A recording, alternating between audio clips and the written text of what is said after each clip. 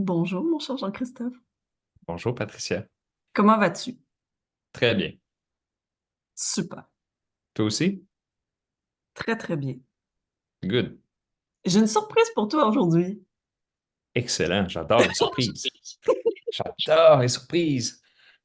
Je me disais que ça faisait longtemps qu'on avait fait une citation. Et C'est là, vrai? ben oui. Oui. Et là, c'est notre cher et bon ami Carl Gustav Jung, hein, que j'aime tant, qui nous arrive avec cette citation de son livre Psychologie de l'inconscient. Et je te le cite.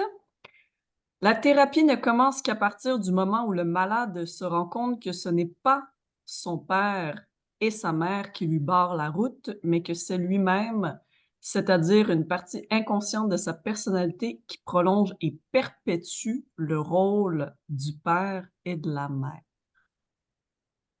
Ah, il est ingénieux. J'adore, Ouais. j'adore. Qu'en penses-tu? Ah, j'en pense plein de choses.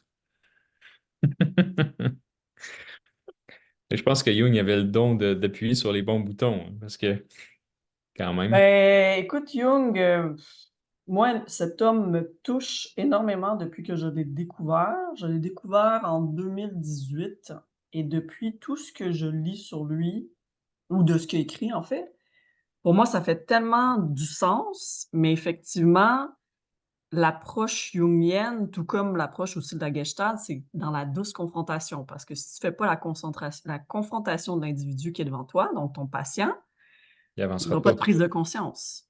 Ouais, Donc, c'est tout le temps, je te dis des choses, ça se peut que ça te plaise pas, mais c'est justement si ça te plaît pas que c'est parce que j'appuie sur le bon bouton. exact. En PNL, ce qu'on dit, c'est ce qui nous énerve des gens, c'est ce qu'on a travaillé sur soi-même. Ah ben totalement. Ce qui nous Fait que déclenche, c'est tout le temps si quelque chose un, qui est en nous. Mais oui, c'est un thérapeute te dit quelque chose, puis ça te dérange, puis ça te frustre, puis ça te fait chier, ben, tant mieux. Il est probablement compétent parce qu'il sait exactement Mmh, là où est-ce qu'il faut qu'il aille, tu sais. mmh mh. Puis la même Cette semaine, chose j'avais chez un des ami, gens aussi. Pardon? Vas-y. je disais, cette semaine, j'ai vu un ami au bureau, tu sais, puis mon ami Guillaume, celui qu'on avait déjà fait le sujet sur le lapsus. Oui. Puis on a trouvé de quoi quand même, tu sais, en lien avec la PNL, puis tout ça, un concept qui faisait en sorte que ça sacro-iliaque, il y a des problèmes depuis des années. Vraiment intéressant comme cas. Puis il m'envoie un message après, puis là, il m'a dit, écoute, d'habitude, là, je suis capable de tout rationaliser, tous les concepts, puis tout ça, mais là, ce que tu m'as dit, là, j'ai rien compris. Là, tu peux-tu me l'expliquer? Puis moi, j'ai dit, non. Parce que si tu comprends tout, premièrement, tu vas peut-être gober ce que je vais te dire, puis après ça, tu vas faire non, finalement, ça ne fait pas de sens. L'idée, c'est que tu le comprennes par toi-même. Fait que si tu as toujours Exact. toutes les solutions, c'est déjà quelque chose que tu connais. Si tu ne le connais pas, ben c'est justement là qu'il faut que tu ailles voir. C'est du terrain inconnu. Tu es en train d'explorer, tu es en train de grossir ta map, tu sais. Mmh. Fait que ça, c'est intéressant. Mais par rapport à l'énoncé que tu dis que parce que on en veut tout à nos parents à quelque part, mais en même temps, à qui qu'on en veut vraiment, tu sais, de continuer d'être comme ça, tu sais, ou Mais fait ce que que c'est c'est ça. qu'à travers les paroles qu'ils nous ont dit ou des attitudes qu'ils ont adoptées ou des comportements ou des gestes, mais c'est nous qui le perpétuent en nous-mêmes une partie de chacun d'eux. Ah oui. Ou, tu sais, autant de ressasser le passé, Penser, ouais, autant par rapport à des traits de caractère qui nous plaisaient pas de nos parents, mais qu'on fait quand même parce qu'on était programmés comme ça, puis qu'on est solidaire à eux, ou, tu sais, tout ce genre de choses-là, là, tu sais, là.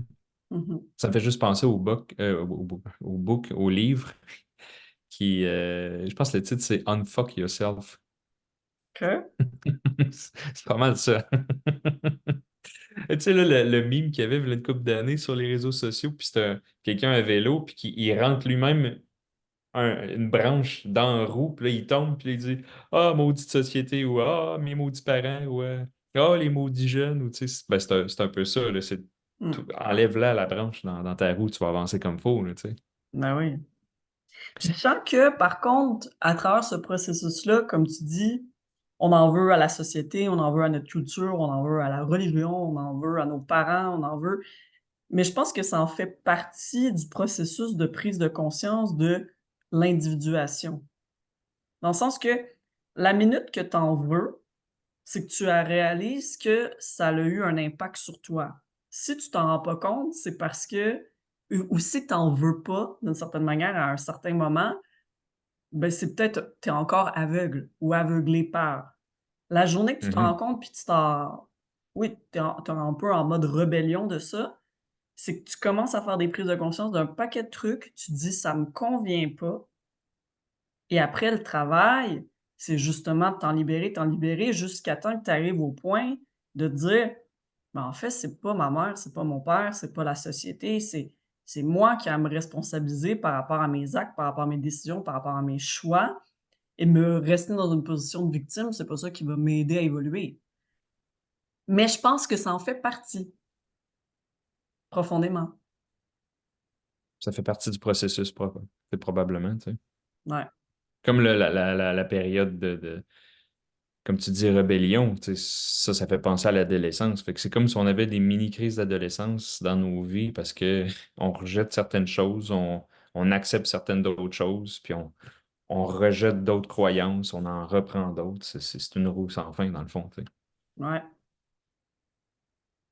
Après, tu sais, les périodes, tu sais, clés, mettons, le Terrible Two, le Fucking Four. Après, tu as quand même le 12 ans, la puberté. Tu as la crise d'adolescence autour de, oui, 14-18, là, peut-être. Tu sais, on a toutes des périodes comme ça, mais je pense par rapport à, justement, qui je suis, qu'est-ce qui a toujours fait partie des informations dans ma famille, dans la société, que j'ai, oui, pris sans me questionner, mais que là, je me questionne et que je ne veux plus. Je pense que ça, c'est pas propre à une période déterminée comme on connaît le Terrible Two puis toutes les autres périodes. Je pense que ça, c'est au niveau de la psyché et là, ça peut arriver autant à une personne de la jeune vingtaine, fin vingtaine que mi-trentaine, que quarantaine, qu'une autre personne à 50 ans, puis une autre personne que ça va jamais arriver. Mhm. Ouais. Dépendamment, c'est ça je pense, ouais, peut-être, ce que la vie lui a apporté à vivre, peut-être des fois, c'est des maladies qui font déclencher des trucs ou des maux, ouais, au niveau de la santé mentale ou des accidents, tu sais, qui font shifter la personne ou c'est juste qu'elle a pris une tangente qui a fait découvrir tellement un autre monde que là, ça l'a amené à se remettre en question par rapport à ça. Mais il y a tout le temps quand même un déclencheur, mais je pense pas que c'est propre à un âge. C'est plus à une suite d'événements de vie. Il peut y arriver un événement qui déclenche ça, puis que c'est, dans le fond, c'est pas la personne qui cherche je veux dire, c'est pas tout le monde qui cherche à faire du développement Exact, personnel, c'est pas tout le monde qui cherche exact. tu sais, il y a du monde pendant 40 ans sont bien dans leur train-train quotidien, puis c'est correct aussi comme ça, mais il arrive une situation que ça les force à changer, ou ça les force à confronter certaines choses, puis dire, oh my God, attends un peu, là. Fait Mmh. que oui, effectivement, tu sais. Bah, il arrive rien pour rien dans la vie. Ben non, ben non. Puis puis justement, je pense que quand tu embarques dans ce processus-là que Jung explique comme étant le processus d'individuation, tu sais, l'approche jungienne, que ce soit, oui, en psychanalyse ou en art-thérapie, le but, c'est de confronter un peu le patient à son ombre. Mais pour ça, c'est qu'il faut que le patient soit disposé, puis soit prêt à regarder ça. Hem, mais souvent, c'est ça ce qui amène une personne en thérapie pour y faire face. Ben, comme on dit, il y a un événement, il y a quelque chose de particulier pour dire: «Regarde, là, je suis prête à faire face à tout ce qui me fait le plus peur à l'intérieur de moi, tout ce que je suis prêt à me débarrasser pour après atteindre cette forme de liberté-là».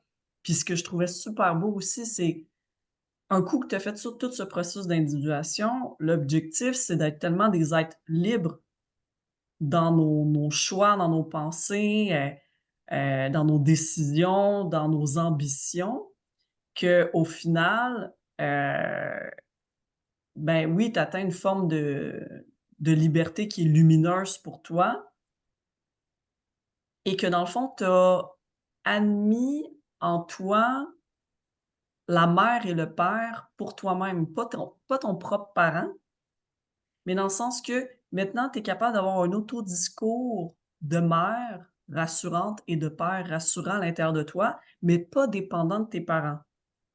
Dans le Hmm. sens que tu es rendu un peu comme autosuffisant d'un point de vue rassurance affective. Et pas pour, tu sais, dans le sens que quand tu es vraiment émancipé de tout ça, c'est vrai, c'est que, tu sais, par exemple, tu décides d'aller en voyage ou tu décides d'acheter une maison, ben, tu es plus dépendant de l'opinion ou de qu'est-ce que mes parents diraient ou nanana. Le but, c'est quand tu as fait tout ce processus-là, c'est que tu fais toutes tes décisions et que tu as ce discours-là pour toi-même. Et là, dans la psyché, on dit, ben, tu es vraiment rendu un être beaucoup plus libre parce que tu es rendu auto-rassurant, autosuffisant d'une certaine manière.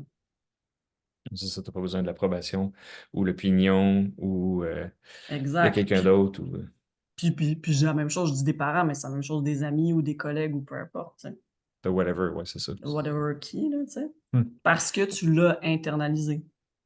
C'est drôle, ça vient de me donner une idée. C'est un peu comme le livre de, comment il s'appelle, Robert Kiyosaki, Père riche, Père pauvre. Il me semble que tu m'en As-tu avais déjà lu déjà ce parlé livre-là? de lui. Non, je Oui, l'ai oui, pas oui. lu, C'est un mais livre tu un m'en as peu déjà sur, parlé. c'est un livre un peu sur la finance. Lui, il a fait Mmh. quand même fortune, puis son livre, c'est un best-seller depuis 25 ans. J'avais lu un autre de ses livres, puis je suis en train de lire, mais je connais quand même bien le concept. Puis lui, ce qu'il dit, c'est que euh, l'argent, les finances, ça s'apprend pas à l'école. C'est tes parents qui te l'apprennent. Fait que c'est pour ça qu'il écrit père riche, père pauvre. Il dit, lui, j'ai un père riche qui m'a montré comment penser avec l'argent, comment agir avec l'argent. Puis j'ai un père pauvre qui m'a montré comment penser puis agir avec l'argent de deux façons différentes. C'est vraiment intéressant. Son livre, il est super bien fait, tu sais. Mmh. Mais si on faisait la même chose avec notre mère, mais aussi avec notre père, tu sais, un père qui n'est pas rassurant, puis une mère qui est borderline ou bipolaire ou whatever qui nous crée après, puis l'autre, père rassurant, réconfortant, qui est présent, qui est stable, une mère qui est chaleureuse, qui est là, tu sais, comment tu pourrais switcher ça, ton discours interne par rapport à Ah ça? Je suis ouais, sûr que ça pourrait être vraiment intéressant. ben totalement. Ben, si ça a super bien marché sur la finance, ça pourrait super bien marcher, adapté Ah mais à tous les concepts tu sais, de développement personnel, tu sais. totalement, puis tu sais, moi j'enseigne énormément, tu sais, notamment à mes mamans dans Artémis, mais en tout et partout, tout ce qui est en lien avec la sécurité émotionnelle, tout ce qui est théorie de l'attachement. Tu sais, un attachement sécure versus un attachement insécure qui est peut-être évitant, désorganisé, indiscriminé ou peu importe. Hem C'est la base même de la stabilité émotionnelle du petit humain en termes de développement d'estime de soi, de confiance en soi, de confiance en l'autre. Fait que c'est sûr que si tu es face à justement des parents qui sont pas dans la rassurance, qui sont, comme tu dis, avec des troubles, psychosocio-affectifs, instables, ben ça met un attachement qui est insécurisant auprès de l'enfant. Donc bien entendu que ça va venir, complètement changer sa sécurité émotionnelle intérieure et donc sa vision de lui-même et sa vision du monde. Mais si dans ton processus d'individuation, tu prends conscience de ça et que tu intériorises plutôt un discours d'attachement qui est sécure et que la personne aussi, elle s'entoure de personnes qui l'amènent dans un attachement sécure, que ce soit au niveau de son partenaire de vie, son réseau social amical, ses collègues de travail, et cetera. Oui, on est en mesure de faire basculer l'humain d'un système d'attachement à un autre. Mais pour ça, il faut que la personne s'entoure de ça et finit par s'auto-développer, comme tu dis, un discours propre, sécurisant. Mais Exact. ça, c'est une clé, incroyable. Tu sais, Puis tu sais ouais, honnêtement, avec certains clients, combien de fois comme hier encore une madame, ça, je suis sûr que ça va être extraordinaire de voir la finalité de cette cliente-là, puis on va se voir, mettons, 3, 4 fois par année aux saisons, là, tu sais, là. Pour l'instant, on se voit au mois, mais cette femme-là, elle a des troubles digestifs depuis les années 70. Ça Ah fait 50 ans. oui! Je Ça, t'en tu avais m'avais parlé, hein. parlé. Je la vois hier. Puis la dernière fois, je l'ai vue à 4 heures, mais à 4 heures, là, c'est pas mal. Elle est chez eux parce que là, elle a mangé comme dans l'avant-midi, puis là, elle peut plus rien faire, elle boit d'eau pétillante, mais tout va mieux. Puis en tout cas, bref, pour écourter le cas clinique.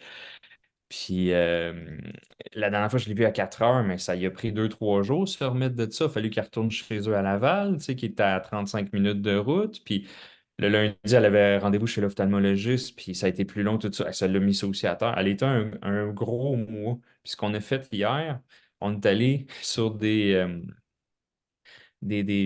blessures, des mémoires de trauma, si tu veux, qui sont intergénérationnelles. Fait que ça nous ramène à ce qu'on a fait la dernière fois. Et OK. puis, Mmh. elle s'est rendue compte que quand il y a plusieurs gros blocs dans sa vie, puis elle a dit, quand j'ai mes plus gros problèmes, c'est quand je me suis dit, hey, j'y arriverai pas. Elle dit, c'est là que mon souper passe pas, c'est là que mes repas passent pas, il faut que j'aille me coucher, je suis 2 jours malade, si, ça, nanana. Puis ça venait de son enfance. Parce que Ben son oui. père, il disait ça. Il était 6, 7 enfants, je pense. Puis elle m'a dit, à 8 ans, j'étais à côté de mon père, il gagnait 80 pièces, 82 pièces par semaine.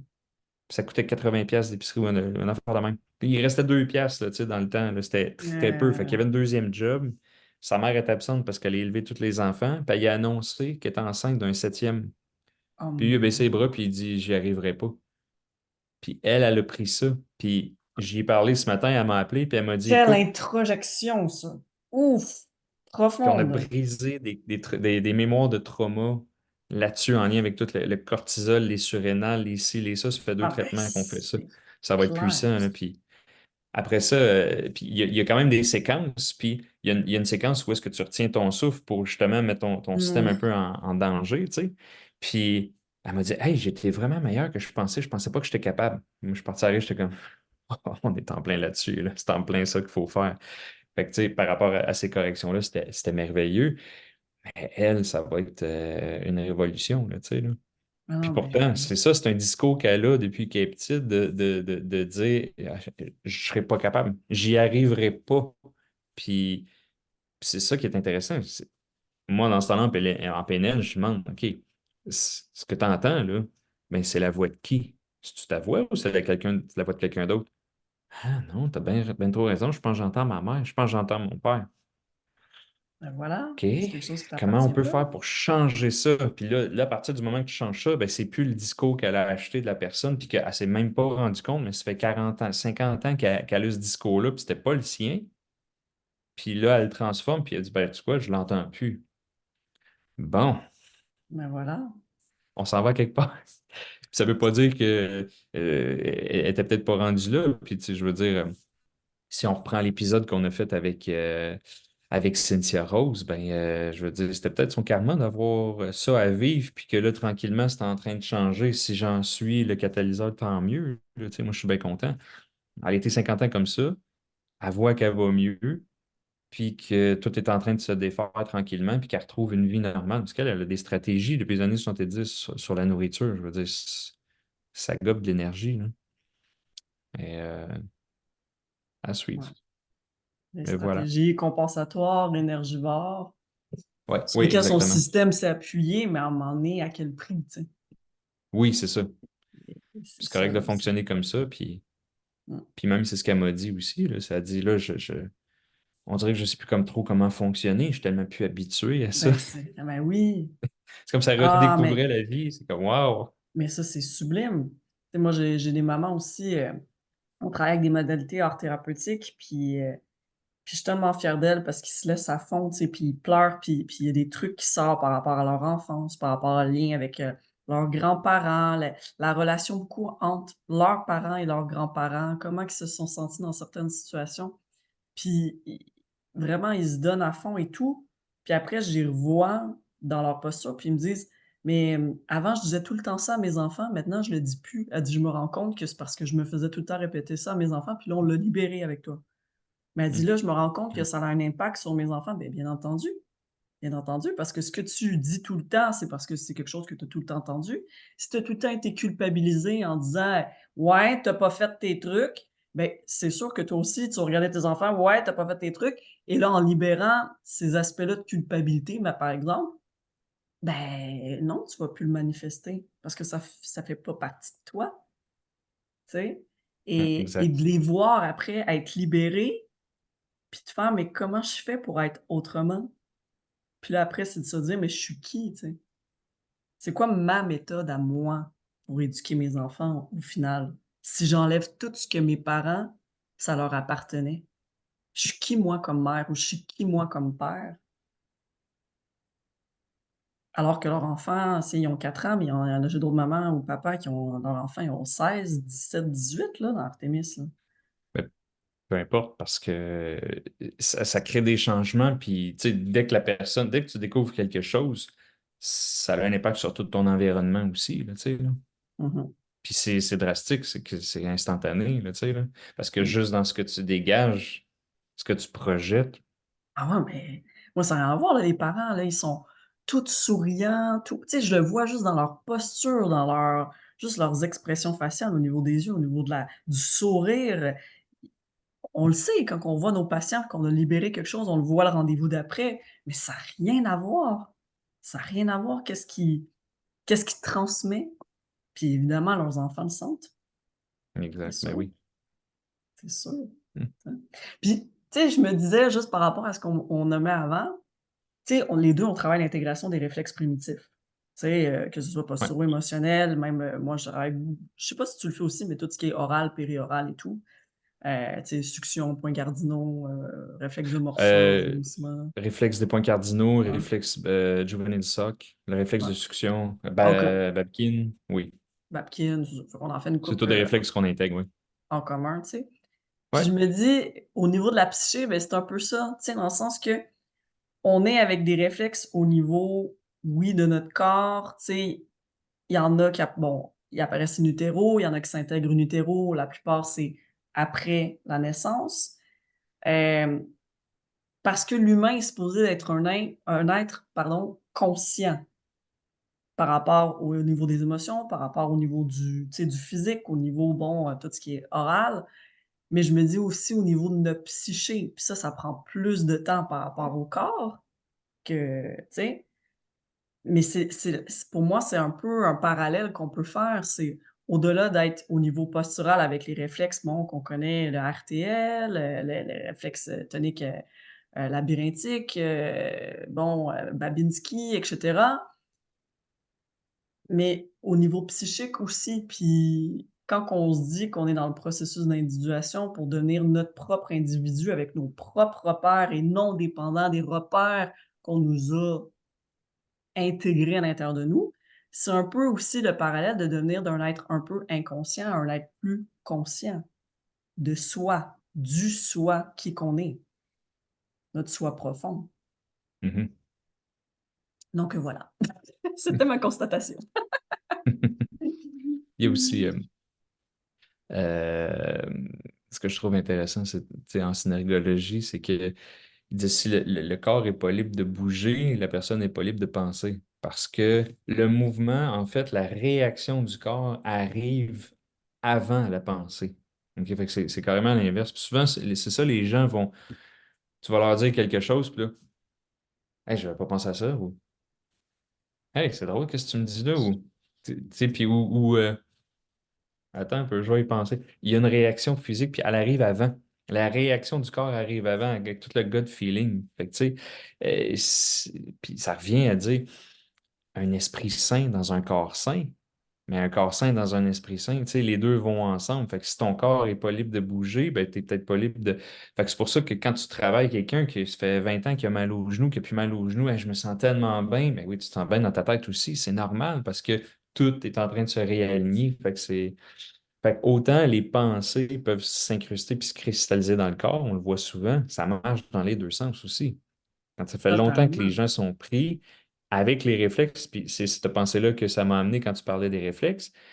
Je veux dire, si quelqu'un vit avec un réflexe de Moreau dans le tapis puis qui fait tout le temps le saut de même à rien,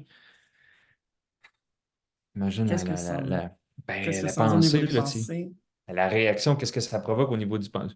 Moi, je suis sûr que quelqu'un là, tu sais, qui se retourne puis qui fait le saut comme ça tout le temps, il peut pas me dire qu'il est pas peureux, c'est impossible. Ah C'est non, non, moi impossible. je suis brave, puis les manèges à ronde, je Aventureux, les hein? fais toutes, puis ouais, c'est ça, marcher sur le bord d'un cratère ou d'un volcan, je vais le faire, puis Pas sûr. pas, pas sûr que je vais te croire, tu sais, si tu vois une petite affaire, puis tu jumps parce que tu penses que c'est une souris, mais c'est une bille, tu sais, puis ou une chaussette, tu sais. Non, c'est ça. Fait que les deux vont ensemble, c'est ça qui est intéressant. Ça va dans le même sens que, tu sais, la séquence développementale, d'un point de vue développement, c'est marcher, parler, penser. Marcher, c'est tout notre développement sensorimoteur. Après arrive la parole, la communication verbale, non verbale. Et après arrive tout le développement au niveau de la pensée. C'est marcher, parler, penser. Donc, ça va tout le temps dans le même sens que ce que tu viens de dire. Tu as la réaction, tu dis quelque chose, mais au niveau de ta pensée, c'est ce qui vient après. Mais c'est aussi ça, l'enfant, par exemple, à 3 ans, il commence sa marche croisée. Au même moment qu'apparaît le «je», au même moment qu'au niveau de sa pensée, il commence à avoir une pensée de plus en plus abstraite.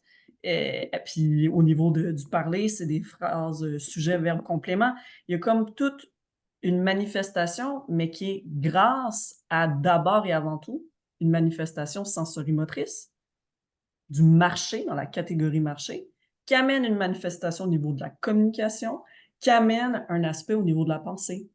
Même chose, à 6-7 ans, tu as la poussée de la première molaire d'adulte, heu et en même temps, là, l'enfant, il est mature pour l'écriture et la lecture. C'est pas pour rien qu'on apprend les enfants à écrire et à lire, d'un point de vue parler, d'un point de vue communication, à 6-7 ans. Puis au niveau de la pensée, il y a aussi toutes les manifestations justement d'être la capacité à 7 ans de comprendre davantage la notion du temps, encore plus la pensée abstraite. Il y a comme toutes ces manifestations-là, mais c'est comme un effet domino. Quand on voit que l'enfant a de la difficulté à écrire et à lire, regarde la motricité. Je peux vous jurer qu'il y a bien des choses qui a pas été faites et qui fait en sorte que oui, au niveau parler, au niveau écriture, lecture, c'est difficile et donc oui, au niveau de la pensée, même si on tape sa tête à coups de marteau à l'enfant à l'école pour qu'il apprenne, ben non, ça fonctionnera pas. C'est même chose pour un enfant de 3 ans, il dit pas le «je», puis il fait pas des phrases sujet, verbe, complément, puis il parle à peine. Ben regardez la motricité. Ouais, Ça va vous ouais, dire ouais. à quel âge développemental votre enfant est. On revient tout le temps à ça. Le corps, le corps, le corps. Tu sais, ça fait partie intégrante de toutes les formations, tu sais, bon, thérapeute praticien Padovan, c'est la base même du Padovan.